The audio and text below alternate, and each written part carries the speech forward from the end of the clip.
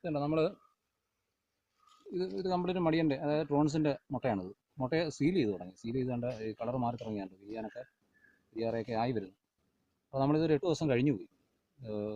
ക്ലാസ്സിനൊക്കെ പോയിട്ട് കുറേ കോളനികൾ നോക്കാൻ പറ്റിയില്ല. എല്ലായിടവും ഓടി എത്തത്തില്ല. ഒരു ദിവസം 10-30 കോളനി നോക്കുക നടക്കത്തില്ല, വീട്ടിൽ കയറ്റൊക്കെ. അപ്പോൾ ഇത് കണ്ടോ, ഇതിങ്ങനെ സീൽ ചെയ്യുന്നതിന് മുന്നേ വേണം നമുക്ക് എടുക്കാം. ഒരു 5-ണ്ടെന്നോ 6-ണ്ടെന്നോ നമ്മൾ അടയെടുത്ത് കട്ട് ചെയ്ത് കഴിഞ്ഞാൽ ഇതുപോലെ നമുക്ക് ഓപ്പൺ ആയിട്ടുള്ള അട കിട്ടും. ഇല്ലാന്നുണ്ടെങ്കിൽ ഇതെല്ലാം ഇനി ചെത്തുന്ന കാണിച്ചു തരാം. ഇത് ഈച്ച ഇറക്കിയിട്ട് കാണിച്ചു തരാം.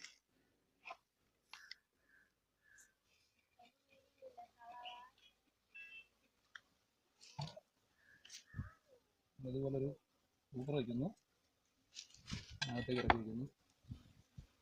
ഇത് അധികം ഈച്ച പുറത്തേക്ക് പറക്കത്തില്ല നമ്മളിങ്ങനെ ചെയ്ത് കഴിഞ്ഞാൽ. കുറച്ച് ഈച്ച മാത്രമേ പുറത്ത് പറക്കുള്ളൂ, ബാക്കിയെല്ലാം അകത്ത് വരും.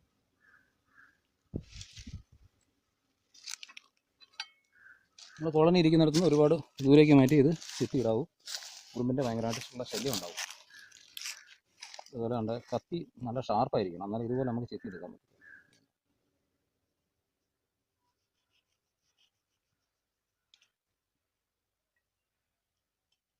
രണ്ട് സൈഡും നല്ല ഷാർപ്പായിട്ട് തേക്കുക.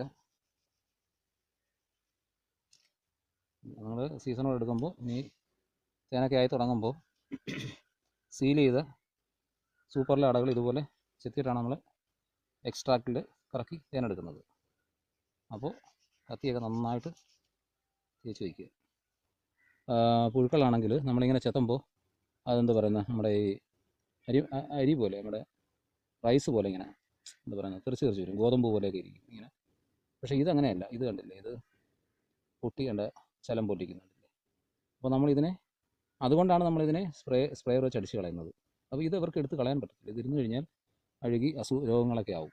അപ്പോൾ നമ്മളെന്താ ചെയ്യേണ്ടത്, ഇതിനെ സ്പ്രേ ചെയ്ത് കളയുക.